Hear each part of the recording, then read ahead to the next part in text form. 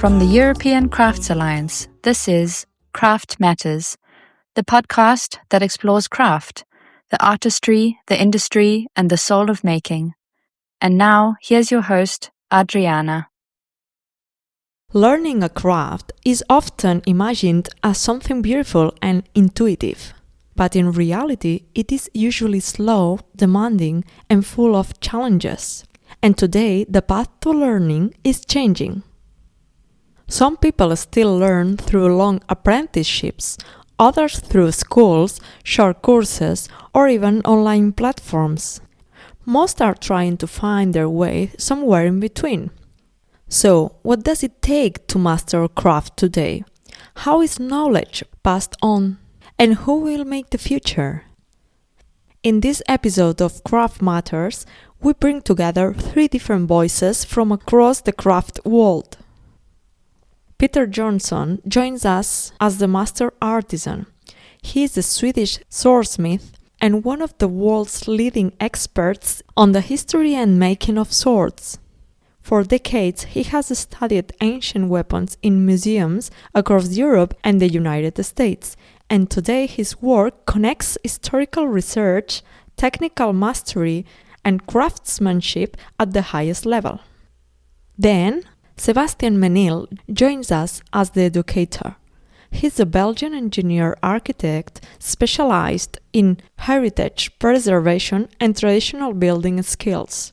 He currently leads Peter Johnsson and Paul de la Pierre, 2 major European training centers for heritage craft, where he works to ensure that knowledge such as stone cutting and traditional masonry can still be passed on to new generations.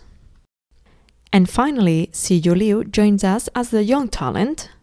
She is an architect, contemporary designer, and basket weaver based in Barcelona, originally from China. Although she is still at an early stage in her career, her work has already reached an international context. She is also a participant in the European Craft Alliance program, Craft Your Online Business, representing a new generation in craft. And through their 3 perspectives, we ask what it takes to learn a craft today and who will shape its future. Hello everyone, and welcome to the podcast. Siyu, let's start with you. You are at the beginning of your journey. How are you learning your craft and developing technical mastery? Well, my case is very specific because I thought maybe I need to find some market from local and then find some places near around or later find international market. But unfortunately, the small exhibition, 99% they rejected me. Small means they were going to exhibit less than 100 pieces.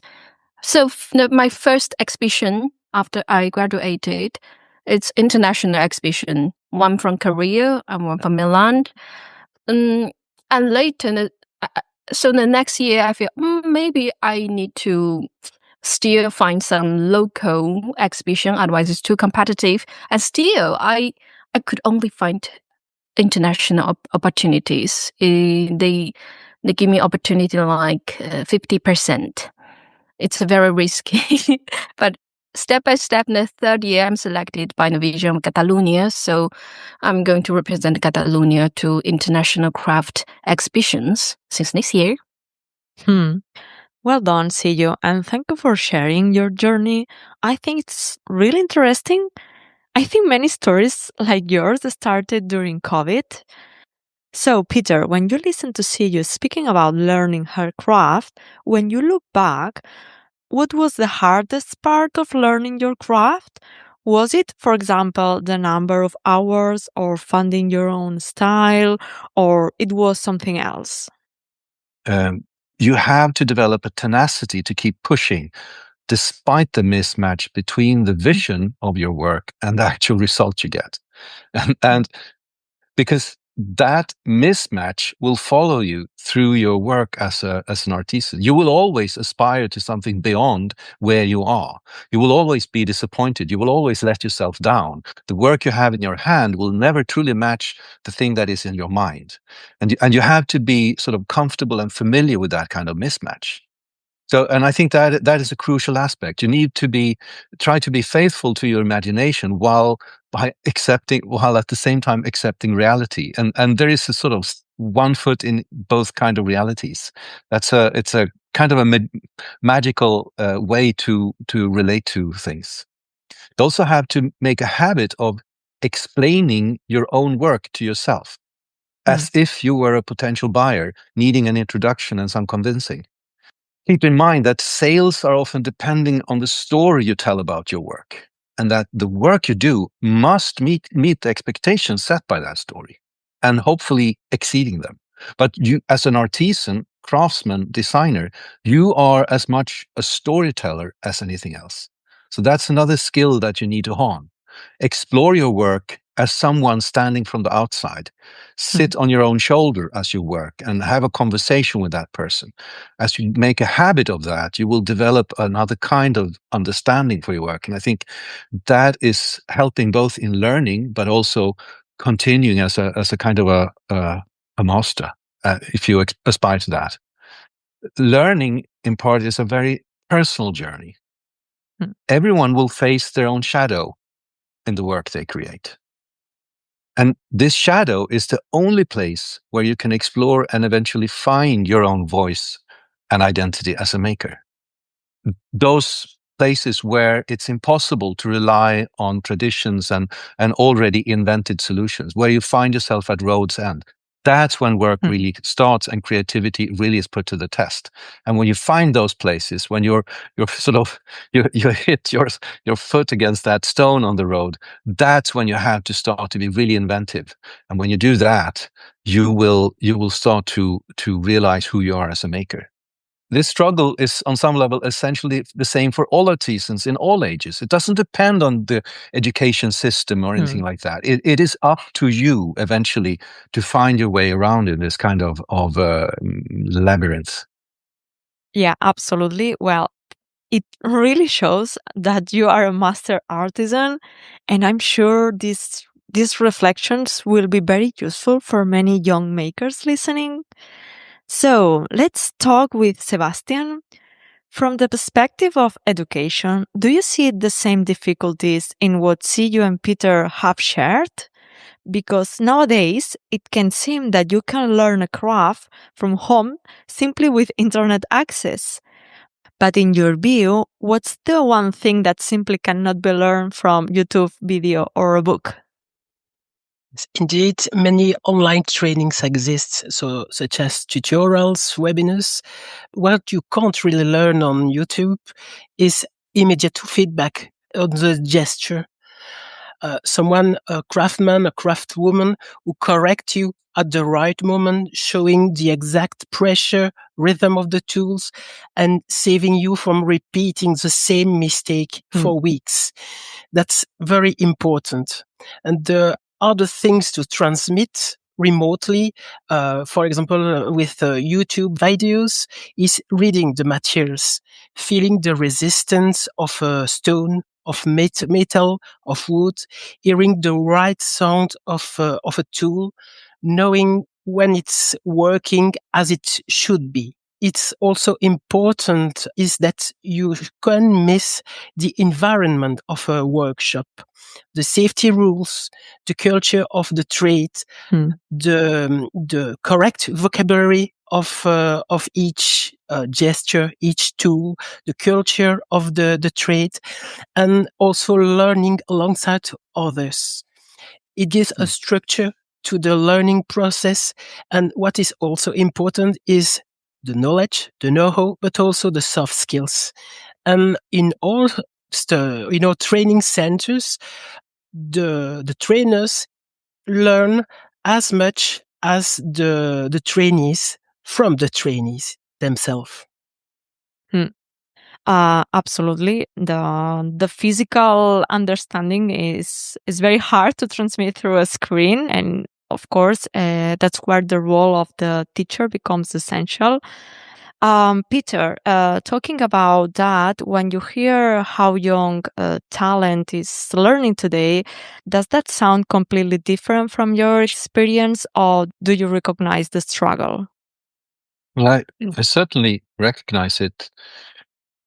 My training started with training in graphical design illustration, and I have spent some years working as a graphical designer and illustrator of children's books. I then took sort of a sabbatical and a second training for autistic metal work. And this was before and at the very dawn of the internet, like late Neolithic. Mm-hmm. And access to information is, of course, crucial. So before, in the Stone Age, you went to libraries hoping that they were well stocked in the craft and art departments. And later on, there was a trickle of information online. And now there's just a flood of information. But that is, like Sébastien said, it's that kind of knowledge is just part of it. The doing of it, the being in the middle of it, there's a human element to it that you cannot get from books or from online. You have to live it, and to find teachers who can teach you not how to make things but how to become a maker is very, very crucial. And I've been blessed and lucky in that I've met colleagues who have been able to they had the skill and knowledge to convey that kind of insight to me. So, the hunger for information and the thirst for having the skill it takes to make things is very immediate, and you can get that by being tenacious and curious. But then there is another level where you have to put it into context professionally and somehow make it part of your identity. And that's when you need to speak to other makers and people who could act as your masters in this. And I think that's the human aspect that is as important as skill and knowledge. Yeah, exactly. I think that the conditions are clearly different now than they were some years ago, but some parts of the journey seem universal.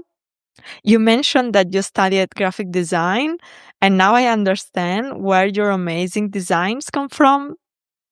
Well, Siyu, when you hear Peter say that, do you recognize yourself in it? Yes, part of it, because I'm kind of in a similar journey. I started with architecture and then I moved to craft.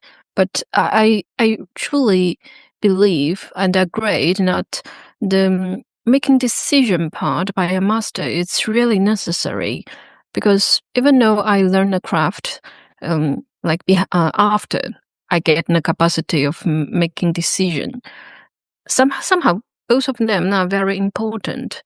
During my journey, my most important training in a second master by a master, Ana Ramos, the director of Mies van der Rohe Foundation. She spent 2 years to train me what is good decision. Wow. It's like there's a concept, and then maybe there's a function, but I'm not good at making something with function. I don't have interest. And then about a concept and material and technique. This kind of journey is very important. Sometimes, even though a good idea, like several ideas, they could develop on different depth. So it's very important somebody behind you and tell you that, okay, this one will develop more than that one. And this one you might have interest, but it doesn't match with this media. So you have to make decision. This part is quite crucial. Mm-hmm. Talking about students and this learning journey, we often hear from young graduates that cost, logistics, and commercial demands can make many projects end up looking very similar, as if creativity were being lost. What do you think about that? Do you agree with that? Or do you think that mastering design and craft can help overcome those limits? Or are those limits simply part of the reality of making today? For example, Peter, what do you think about that? I think it's a very interesting question. just because like learning is a constant companion to the attitude. Limits is always present as well, in one way or the other. And to find a place to be a maker, you need to be sort of comfortable navigating limits. And creativity is actually depending on limits. Without limits, it's very difficult to be truly creative.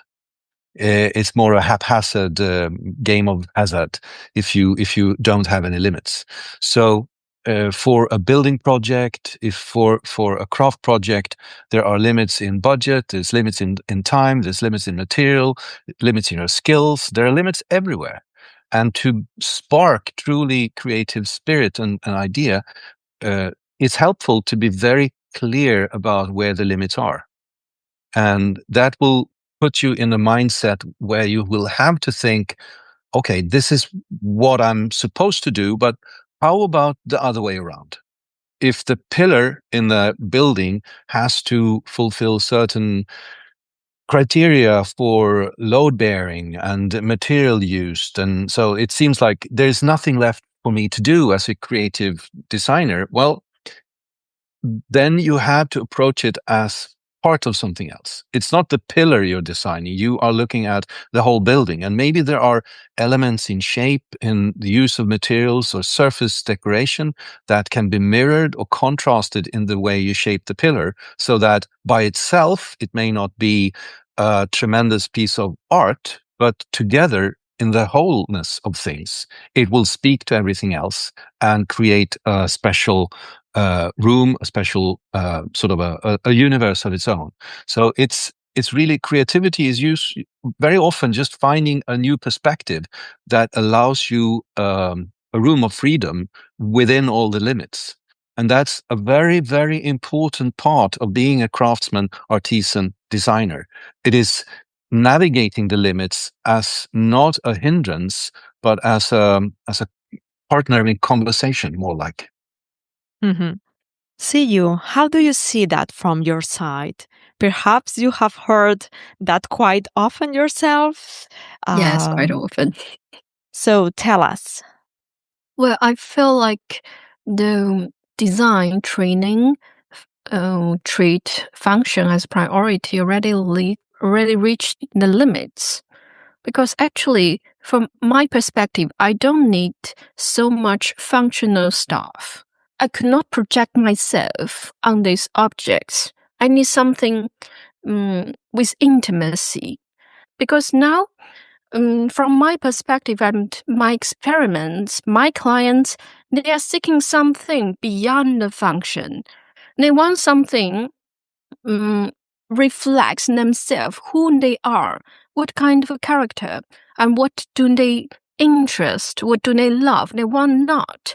That's the most important thing from the craft, because craft, it's recording from real material from a land to somehow objects, maybe functional, maybe not, from the old era. Even though now the result doesn't match with the recent life, but this path, it's important for people living in that region feel like, okay, it gives me a sense of belonging.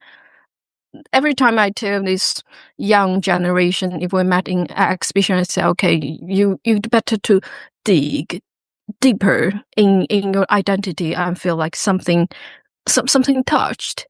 And maybe you could start from that point, not from the function. So that's my point of view. Any thoughts? Yes, please, Peter. Yeah, I was very curious to hear that. It's an interesting perspective. And I think if we look at the function of an object as the mere mechanical aspect of it, I think it's limiting. Looking at pretty much anything made by human hand, it also has a narrative aspect. It represents something, and that is part of its function. Any product a modern person surrounds themselves with will become attributes of their personality. That's part of the function of these objects. They project what this person thinks about themselves. And this is where storytelling comes in as a very sort of a crucial aspect of the function of an object. That's why it's useful for an artisanal designer or craftsperson to think about the object as the telling of a story, and most crucially, telling part of a story. Because if the story is completely told, there is no room for anyone else to enter it. Ideally, it should be the very exciting beginning of a story that will pull people in and say, I would like to be part of this story. I would like to be part of it by owning this object, by projecting its meaning and sort of interpreting its meaning. Mm-hmm. Sébastien, I know creativity is not the main focus on your students' projects, but what is your view on this? We teach especially restoration and conservation on built heritage. So this question of creativity is not the focus point of the training. The different techniques that are taught in the centers can be used for to create new forms of architecture, of decoration. So it's quite difficult to answer your question in that sense. Thank you all very much. I think a lot of valuable things have been said in this discussion, and I really appreciate all your perspectives. It definitely gives us a lot to keep thinking about. Peter, I would love to bring you in here because training is one thing, but transmission is another. You clearly have the skills to pass on. Do you also teach? So Yes, see you can come to learn from you, for example. Oh yes. I do hold classes in sword making and in design for bladesmiths. Design classes are mostly theoretical with less emphasis on actually making things, and the craft classes are with a heavy emphasis on the learning aspect, but of course with practical application. So the craft classes are in a way both introduction level because you learn some of the very basic things, but it's also a master class because you have to put them together in a kind of a cognitive combination of know-how and understanding of underlying principles. So these are 7 to 8 day classes that I organize in a workshop that belongs to a friend of mine who has larger space to work in. So that's important. There's also like an ongoing conversation online in social media to new acquaintances and former students who come to me with questions when they are facing riddles and mysteries in their ongoing projects. So I try to be an assistance whenever I can. That makes a lot of sense, and it also shows how demanding your practice is. This is not the kind of knowledge that is easy to transmit. So, Sébastien, the kind of work you teach also takes time, patience, and practice. In your experience, what do students learn about this path over time? As the students learn more, do they begin to see how much commitment this path really takes? Or do they already understand that from the start? In fact, many people arrive thinking it's mostly about talent. And over time, they realize it is first patience, discipline, repetition, slowness, accepting mistakes as part of the process itself. The really shift is often to understand that progress isn't linear. You can stagnating, you can have doubt, but suddenly something clicks, and that requires patience, as you said. The expectations themselves evolve. Some of the trainees come to make a nice object, but at the end, they understand that the craft is also precision, safety, organization, creation, and the respect of the materials, for example. And that brings us to what we were discussing with Peter in relation to apprentices. Do you find it difficult to get students to stay and fully commit? In fact, it's a challenge. The True Training Center propose different trainings on very short term trainings. It lasts 1 week or 10 days, but in fact people come to try a technique, and then they realize how demanding it is. And our job is to be very clear from the first day that trade requires time, requires patience. And there is a natural drop-off at the beginning. I will speak especially on stone masonry. At the beginning, a natural drop-off can occur because it takes time to get results. And but this drop-off is not always negative. It's also better to reorient early people to then they can then stay frustrated during the training. And for those who stay, gain a lot of confidence along the training. And to keep trainees engaged, I think we need tangible goals. For example, a progressive project, a kind of monitoring dialogues, very narrow dialogues with the master, but also realistic perspective for jobs and on-site work. Most of our training, when it's possible, we go on real construction sites to restore, to maintain a building, and the trainees are proud of the work achieved. Absolutely. Siyu, you mentioned earlier that you started learning through online courses on Domestika and YouTube. Do you still use online resources as part of your learning process? How do you approach it today? So every time if I met this kind of problem, I'm going to seeking on-site workshop or longer training to let master teach me more about each material. But I feel it's important to practice by our own self, because sometimes after the workshop, I feel I had a misunderstanding feeling that a wrong feeling. I already master the technique, which I don't. So it's important to have personal practice and reaching a limit, and later to find some master on site.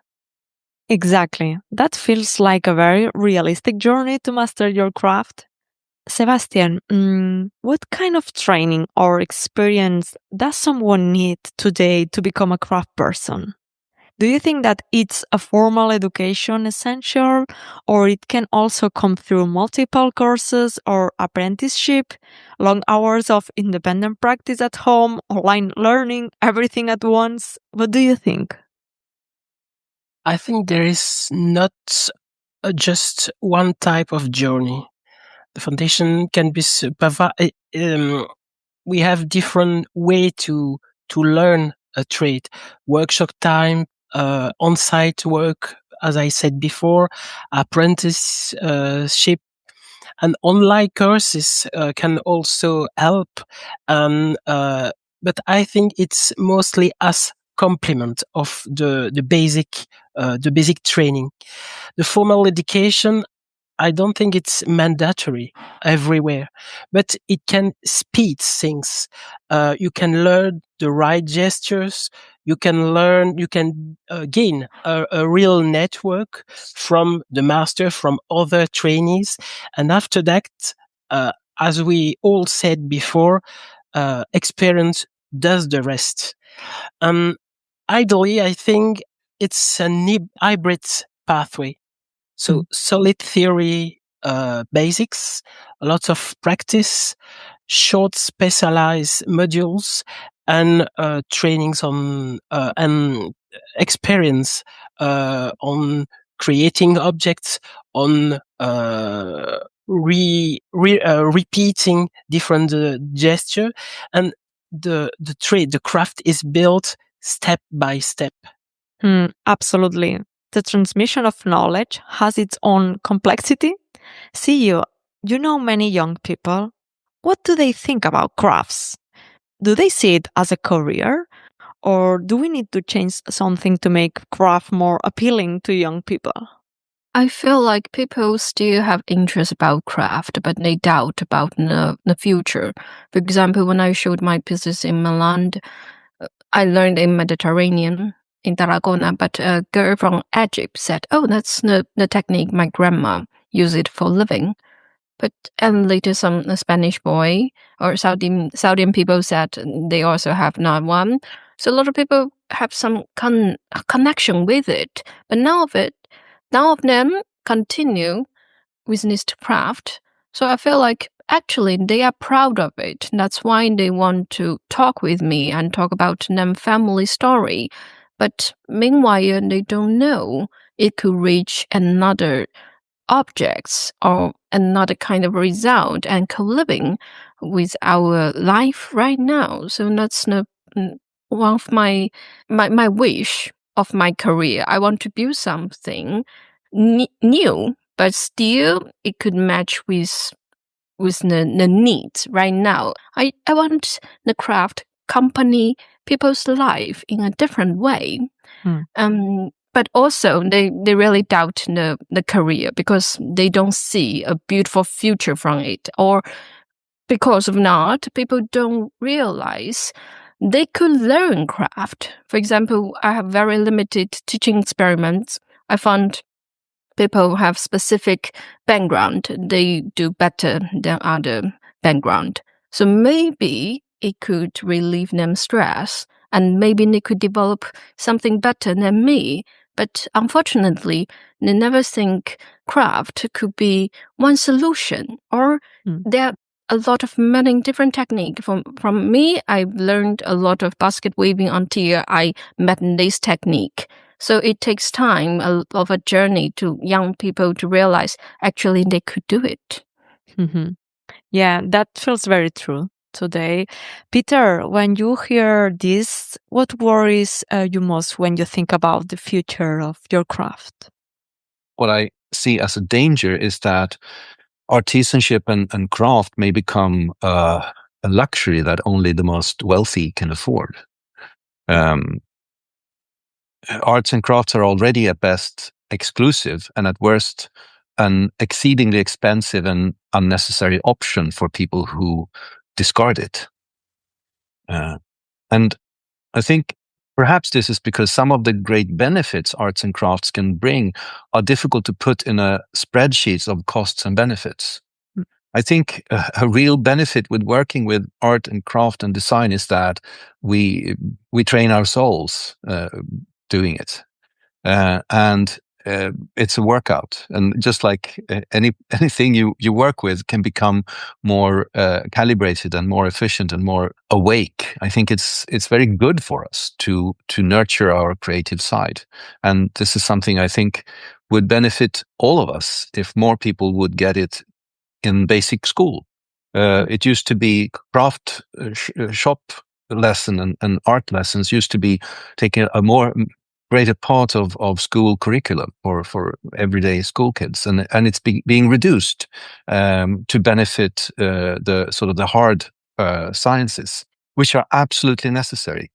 But we also need to create a creative spirit. We need to nurture that, and by doing that, we also open a curiosity for this aspect of the human condition, of making things, of being in intimate connection to man-made, handmade things.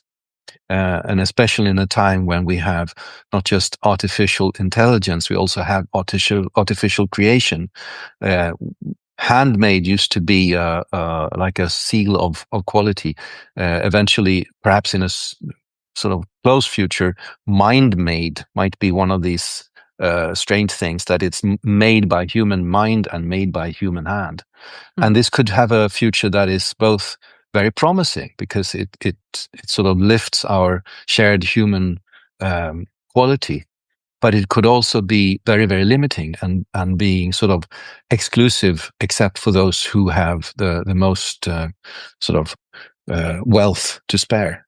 So I'm both hopeful and rather Concern. dark-minded when looking at the future. Yes, exactly. I think many of us feel the same, hopeful in some ways and worried in others. Sébastien, from your perspective, who is responsible for keeping these skills alive? I think it's a shared responsibility. Craft people pass on the gesture, of course, but institutions such as ours, public authority, must create the good condition. So develop training, recognition, project funding.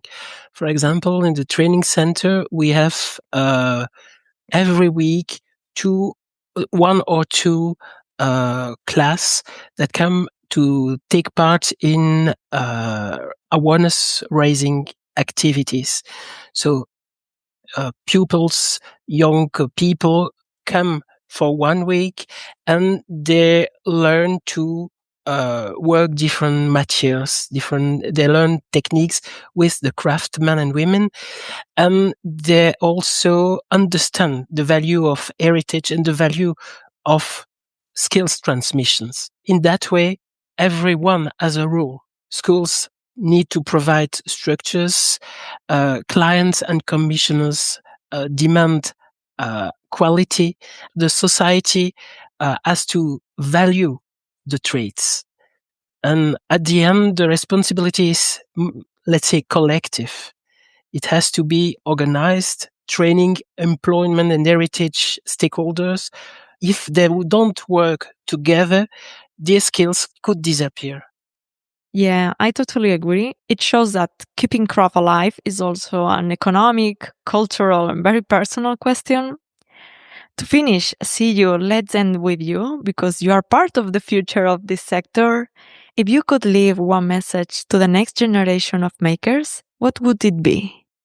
I would like to appreciate the craft world because as a foreigner, I don't understand the territory or the habit or how does season change.